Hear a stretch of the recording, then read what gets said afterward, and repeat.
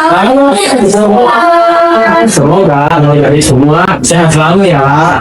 Hari ini kita bertemu kembali Dengan kakak-kakak dari Laboratorium Kimia Analis Carakan Nusantara. Perkenalkan, nama kakak Zian. perkenalkan nama kakak siapa?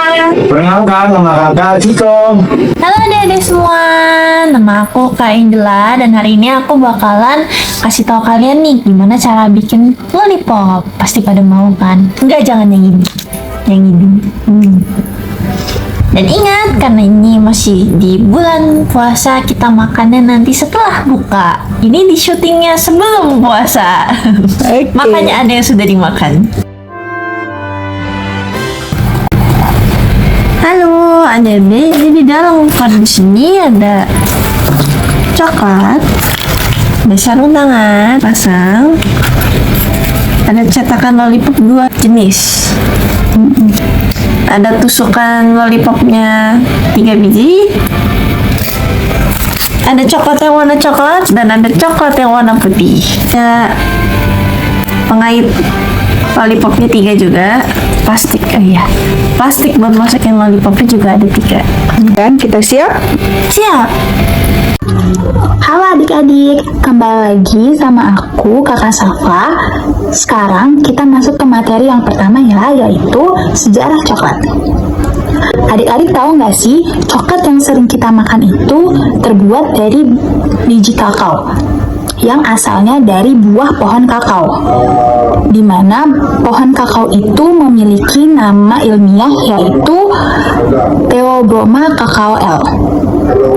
Pohon kakao awalnya berasal dari Amerika dan sekarang sudah banyak ditanam di daerah tropis. Kenapa harus di daerah tropis?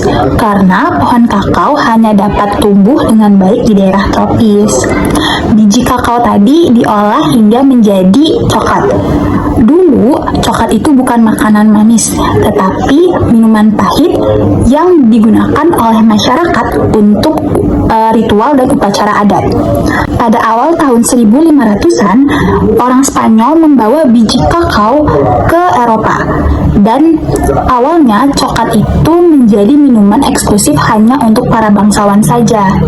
Agar rasanya lebih nikmat, orang-orang Spanyol menambahkan gula, madu, dan kayu manis sehingga rasanya menjadi manis dan menjadi populer. Sekarang coklat sudah menjadi produk global dan digunakan dalam beberapa bentuk, bisa dalam bentuk minuman, bisa dalam bentuk makanan, bisa dalam bentuk kue, permen, bahkan dalam bentuk kosmetik pun sudah ada. Coklat juga sering digunakan untuk kuliner dan industri makanan serta hadiah dan perayaan, misalnya pada hari Valentine gitu. Sekian dari kakak tentang materi sejarah coklat ini ya. Dadah. Tuangin dulu air panasnya. Terus coklatnya ditaruh di dalam. Coba ya. Diaduk-aduk ya. Sudah meleleh ya? Sudah. Coba lihat melelehnya. Oh iya, udah meleleh. Kalau misalnya pas dipencet-pencet masih ada yang keras, Berarti dicelupin lagi. Dicelupin lagi. Sebentar aja, kayaknya semenit cukup nggak sih? Semenit lah ya. Ya, semenitan. Masih ada kentang di sini. Nah, ini masih ada keras, terus dicelupin lagi. Ditekan-tekan dulu, terus dicelupin lagi. Halo adik-adik, ketemu lagi di sini dengan kakak Ciko. Kakak Ciko akan menjelaskan tentang seputar coklat. Ayo adik-adik, siapa yang suka coklat di sini? Dari biji kakao menjadi coklat. Yang pertama, panen kakao. Buah kakao dipanen kalau warnanya kuning atau oranye. Tandanya dia sudah matang adik-adik. Yang kedua, mengeluarkan biji. Buah kakao dibelah lalu diambil bijinya yang dilapisi daging putih. Yang ketiga, fermentasi. Biji kakao dimasukkan ke kotak kayu dan ditutup daun pisang selama 4-7 hari. Tujuannya ada loh adik-adik. Yang pertama, membuat aroma coklat. Yang kedua, mengurangi rasa pahit. Dan yang ketiga, menghentikan biji tumbuh. Yang keempat isi adalah pengeringan. Biji dijemur sampai 5-10 hari supaya kering. Tujuannya ada loh adik-adik. Yang pertama, tidak berjamur. Dan yang kedua, lebih awet. Dan yang ketiga, aroma coklat makin kuat. Di sini ada 5. Yang kelima, sortasi atau pembersihan. Biji dipilih yang besar dan bagus saja. Dan yang keenam, ada pemanggangan. Biji dipanggang agar yang pertama, aroma coklat keluar. Dan yang kedua, kulitnya mudah dilepas. Dan yang ketujuh, pemisahan kulit. Kulit biji dipisahkan, yang dipakai cuman isi bijinya doang. Dan yang kedelapan ada penggilingan. Nips digiling sampai jadi pasta coklat. Dan yang kesembilan, pasta coklat diaduk lama supaya yang pertama halus, dan yang kedua tidak asam, dan yang ketiga rasanya lembut. Yang ke-10 adalah penambahan bahan. Apa ya kira-kira ditambah ya adik-adik? Sudah meleleh. Oke, sudah meleleh. Waktunya buat coklat. Ya, kita buat coklat. Kita ambil yang bulat dulu ya. Pertama-tama, ini ujungnya harus digunting. Dikit aja. Seperti ini. Ya. Habis itu, Jangan lupa pakai sarung tangan ya. iya, udah. Kita tuang coklatnya. Menuhin sedikit sampai langsung kelihatan agak penuh. Kita ketok-ketok. Ini kita taruh sticknya. Nah, ini kan masih ada ini nih space, kita ketok-ketok lagi. Kalau misalnya dia ada yang keluar, kita tinggal tambahin coklat. Terus diketok-ketok lagi. Terus kita taruh di kulkas. Oke, tunggu dingin. Yang pertama ada gula, yang kedua ada susu kalau coklat susu, dan yang ketiga adalah vanila. Dan yang ke-11 adalah tempering ataupun atur suhu. Coklat diatur supaya yang pertama diatur nih suhu coklat yang pertama mengkilap, dan yang kedua tidak mudah meleleh di tangan, dan yang ketiga renyah saat dipatahkan. Yang ke-12 adalah cetak dan didinginkan. Coklat cair dituangkan ke cetakan lalu didinginkan sampai keras. Dan yang ke-13 adalah coklat dibungkus dan siap dijual pengemasan. Kesimpulannya adalah coklat dibuat dari biji kakao melalui banyak tahap supaya rasanya enak, tidak pahit, dan berkualitas. Terima kasih adik-adik. Dadah. Nggak boleh dimakan kan lagi puasa. Setengah-setengah. Sama ini mau kalian gabung, itu bisa banget. Gabung dua warna ya. Diketok-ketok. Wow. Jadinya seperti apa itu? Nah, ada sticknya lagi. Pakai stick juga. Coba lihat deh hasilnya dari bawah.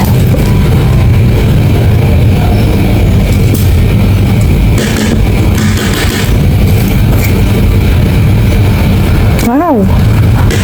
Kasih pengen penasaran dong lihat hasilnya dari bawah. Bentar ya. Wow, lucu banget kayak hitam putih ya. Wow. Oke deh, tinggal masuk kulkas lagi. Oke. Halo adik-adik, aku Kak Zidan. Sekarang kita memasuki materi yang ketiga, yaitu varian coklat dan perbedaan presentasi kakao. Sekarang kita memasuki bagian yang pertama, yaitu dampak presentasi kakao pada rasa. Mungkin sebagian dari adik-adik udah ada yang tahu kalau coklat itu rasanya bukan cuman manis aja, tapi ada jenis coklat yang rasanya tuh pahit. Ada juga coklat yang rasanya tuh bercampur adik-adik. Dia nggak terlalu pahit dan nggak terlalu manis. Nah, itu semua dikarenakan banyak atau sedikitnya penambahan dari buah kakao ke dalam coklat itu. Jadi, kalau kita nambahin banyak buah kakao, sekitar 60 sampai 75%, itu bakal nyebabin rasa coklat itu pahit adik-adik. Nah, kalau penambahan buah kakaonya sedang, sekitar 40 sampai 60%, rasanya tuh tengah-tengah adik-adik. Dia nggak terlalu manis dan nggak terlalu pahit rasanya. Kalau penambahan buah kakaonya tuh sedikit adik-adik, sekitar 40% ke bawah, rasanya tuh bakalan manis dan juga creamy adik-adik. Bagian yang kedua, yaitu varian coklat. Yang dari kulkas, kalau sudah jadi tandanya gimana? Jadi nanti kalian balik sini kalau misalnya ininya udah bisa di kulkas, kalau sudah jadi tandanya gimana? Jadi sudah siap. Kalau misalnya belum, berarti kalau misalnya lagi ininya udah bisa kalian taruh di sini ya. Plastiknya berarti sudah siap. Kalau misalnya belum, berarti kalian harus masukin ke kulkas lagi. Ini bisa kalian taruh di sini ada plastiknya. Terus diikat Ya kita tadi dengan kawat. Kawat tadi mana ya kak? Terus diikat Ya kita tadi dengan kawat. Kawat tadi mana ya kak? Ya dede. Siap untuk berbuka. Iya. Ya, jadi makan sekarang ya buat yang puasa ya. Oke, sama juga. Ya dede. Siap untuk berbuka. Iya. Ya, jadi makan sekarang ya buat yang puasa ya. Ini kalian bisa digunting. Kalau misalnya nggak mau digunting juga nggak apa-apa, mau dipotek langsung dimakan juga. Ini kalian bisa masih puasa. kalau digunting, pas nanti. Kalau misalnya nggak mau digunting juga nggak apa-apa, mau dipotek Kalau nggak ditaruh langsung begitu dimakan saja. juga. Masih puasa taruh di plastik lagi. Sebentar, pas nanti di plastik. Hani makan sekarang ya adik-adik ya. Kalau nggak ditaruh begitu saja. Nah, habis itu masih ada sisa. Kalau masih ada sisa coklat bisa buat coklat lollipop lagi. Nah, habis itu masih ada sisa. Kalau masih ada sisa coklat bisa buat coklat lollipop lagi. Oke, bisa buat coklat lollipop lagi deh sisanya. Hore, jadi. Adik-adik, udah ada yang tahu belum nih kalau Bisa coklat buat itu coklat lollipop ada lagi 3 deh varian sisanya. loh. Yang pertama itu ada dark coklat, yang kedua itu ada milk coklat, dan yang ketiga itu ada white coklat adik-adik. Nah, kalau dark coklat itu dia punya ciri-ciri rasanya tuh pahit dan juga warnanya gelap. Nah, rasa pahit dari dark coklat itu seperti yang udah dijelasin tadi adik-adik. Dia penambahan buah kakaonya tuh tinggi, sekitar 60 sampai 75% adik-adik. Yang kedua itu ada milk coklat. Milk coklat ini punya ciri rasanya tuh manis dan juga creamy adik-adik. Dia tuh mengandung susu juga. Nah, penambahan buah kakaonya itu sekitar 40 sampai 60% adik-adik. Dan yang ketiga ada yang disebut dengan white coklat. Kalau white coklat ini dia tidak mengandung atau tidak ditambahkan buah kakaonya langsung adik-adik, tetapi dia tuh pakainya cocoa butter gitu adik-adik. Nah, ciri-ciri dari white coklat ini sesuai sama namanya. White itu artinya putih. Nah, biasanya coklatnya ini berwarna putih adik-adik, sesuai namanya. Nah, ini kan ada sisa coklat nih. Kalian punya dua cara sebenarnya. Kalian bisa bikin lagi lollipopnya, dan ini kalian panasin kembali dan habis diulang lagi untuk dipanasin dan lain-lain. Atau sebenarnya coklatnya bisa langsung kalian makan, guys. Enak. Nah, kalau misalnya mau dipanasin lagi, ujungnya diturunin dulu dikit ke bawah biar nanti pas dipanasin nggak bleber. Satu lagi. Jadi mau kalian keluarin dimakan ya nggak apa-apa sih sebenarnya. Hei kakak, sarung tangannya mana? Udah cuci tangan. Jadi caranya seperti ini. Pegang ujungnya supaya tidak kena air.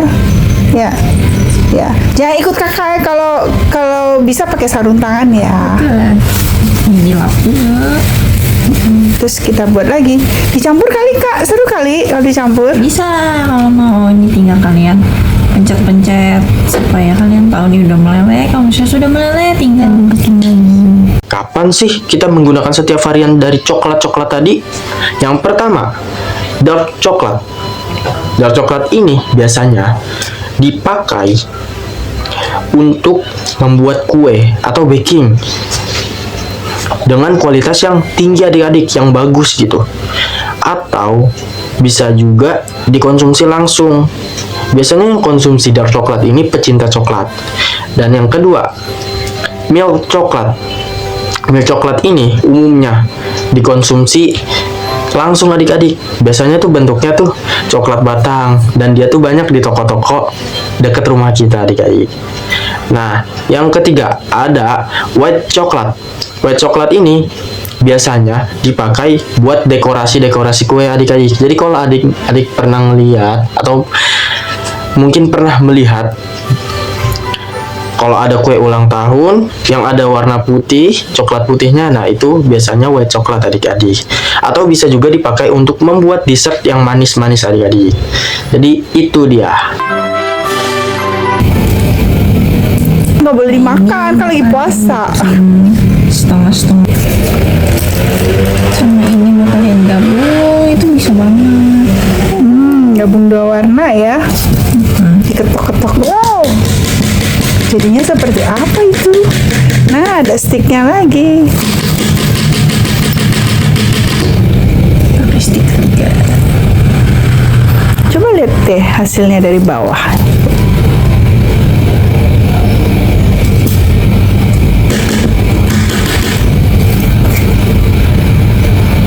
Wow. Kasih pengen penasaran dong, lihat hasilnya dari bawah. Bentar ya. Wow, lucu banget, kayak hitam putih ya. Wow. Oke deh, tinggal masuk kulkas lagi. Oke. Nah, yang ketiga ada white coklat. White coklat ini biasanya dipakai buat dekorasi-dekorasi kue adik-adik. Jadi kalau adik-adik pernah lihat atau mungkin pernah melihat, kalau ada kue ulang tahun yang ada warna putih, coklat putihnya, nah itu biasanya white coklat adik-adik. Atau bisa juga dipakai untuk membuat dessert yang manis-manis adik-adik. Jadi itu dia. Dari materi yang ketiga ini dapat disimpulkan bahwa perbedaan utama antara varian coklat ada pada penambahan buah kakaonya. Kalau kandungannya tinggi, itu disebut dark coklat dan rasanya pahit. Kalau kandungannya sedang, itu disebutnya milk coklat, dia tuh rasanya manis. Kalau dia tidak menggunakan buah kakao tapi pakainya cocoa butter, itu disebut white coklat adik-adik, rasanya creamy dan manis. Jadi penambahan buah kakao itu menentukan nih adik-adik rasa dari coklat, aroma dari coklat, juga kualitas dari coklat itu. Sampai ketemu kembali, dadah. Nah, cara bukanya dia tinggal kalau kalian nggak bisa diginiin, biasanya kudu ditekan dikit. Nah, oke, jadi deh. Jadi Nggak boleh. nggak boleh lagi puasa. Taruh lagi. Makanya nanti ya adik-adik ya, pas Nanti jangan diikuti. setelah puasa. Ini rekamannya sebelum puasa. Iya. Dadah. Tinggal diputer-puter gitu ya. Sudah jadi deh. Jadi deh. Oke. Terima kasih sudah menonton. Selamat beraktivitas. Semangat ya untuk adik semua. Nah, adik-adik, tadi kita udah belajar tentang coklat lollipop dan juga proses pembuatannya dari awal. Sekarang kita akan belajar kira-kira kenapa sih setiap langkah dalam proses pembuatan coklat itu penting untuk dilakukan. Mulai dari proses fermentasi, pemanasan, hingga alasan kenapa coklat bisa mencair lalu mengeras kembali. Yuk kita bahas satu persatu biar kita lebih paham apa sih proses sains di balik pembuatan coklat lollipop. Pertama, kenapa sih biji kakao itu harus difermentasi terlebih dahulu? Nah, karena saat pertama kali dipanen, biji kakao itu rasanya sangat pahit dan tidak memiliki aroma coklat yang khas seperti saat ini. Untuk itu, biji kakao harus difermentasi terlebih dahulu. Fermentasi adalah proses di mana bakteri kecil seperti ragi membantu mengubah gula di dalam biji kakao untuk menghasilkan zat lain seperti alkohol dan juga asam. Karena biji kakao menghasilkan zat lain, ini juga disebut dengan perubahan kimia. Jadi, tanpa proses fermentasi, biji kakao tidak akan mempunyai aroma yang khas juga rasa yang manis seperti yang kita kenal saat ini. Setelah difermentasi dan dikeringkan, biji kakao dipanaskan atau disangrai. Nah, pemanasan ini membuat aroma coklat semakin kuat dan mengurangi rasa pahit coklat. Kemudian, saat dipanaskan, terjadi reaksi antara gula dan protein yang menghasilkan senyawa aroma baru. Ini juga termasuk perubahan kimia, karena menghasilkan zat yang sebelumnya tidak ada. Sekarang kita masuk pada proses yang kita lakukan tadi, yaitu melelehkan coklat. Coklat adalah zat yang memiliki massa dan menempati ruang. Dalam suhu ruang, coklat akan berbentuk padat. Di dalam coklat yang padat, partikel-partikelnya tersusun dengan sangat rapat. Ketika dipanaskan hingga sekitar 35-36 derajat Celcius, coklat akan mencapai titik lelehnya. Titik leleh adalah suhu ketika zat padat mulai berubah menjadi zat cair. Energi panas akan membuat partikel bergerak lebih cepat sehingga susunannya tidak lagi rapat dan coklat pun akan mencair. Perubahan ini disebut dengan perubahan fisika karena tidak menghasilkan zat-zat yang baru. Jadi, kenapa sih kita harus menggunakan air panas bukan api langsung saat melelehkan coklat? Jadi, saat melelehkan coklat, kita tidak menggunakan api langsung karena coklat itu mudah rusak jika temperatur yang kita gunakan itu terlalu panas. Dan air dapat membantu menghantarkan panas secara perlahan dan merata. Dengan demikian, coklat akan meleleh dengan sempurna tanpa menggumpal ataupun gosong. Lalu, kenapa coklat itu bisa mengeras? Jadi, setelah dituangkan ke dalam cetakan, coklat dibiarkan dingin. Saat dibiarkan dingin, suhu yang terkandung dalam coklat itu akan menurun. Akibatnya, energi panas akan semakin berkurang. Akibatnya, partikel-partikel kecil dalam coklat itu akan bergerak semakin lambat dan akan semakin rapat. Oleh karena itu, coklat akan berubah bentuk. Dari yang awalnya cair, akan berubah menjadi padat. Inilah yang disebut dengan perubahan fisika. Pernah lihat permukaan coklat yang mengkilap dan halus? Itu terjadi karena susunan lemak di dalam coklat membentuk partikel-partikel yang rapih saat mengeras.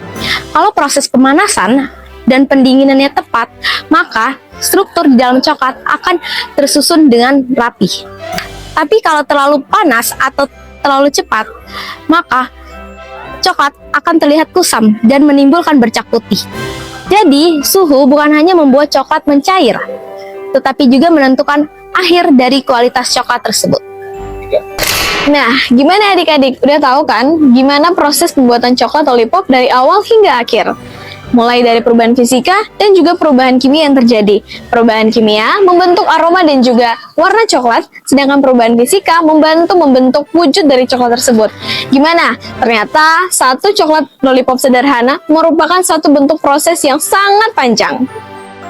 Gitu. Simsalabim, kilik-kilik jadi apa?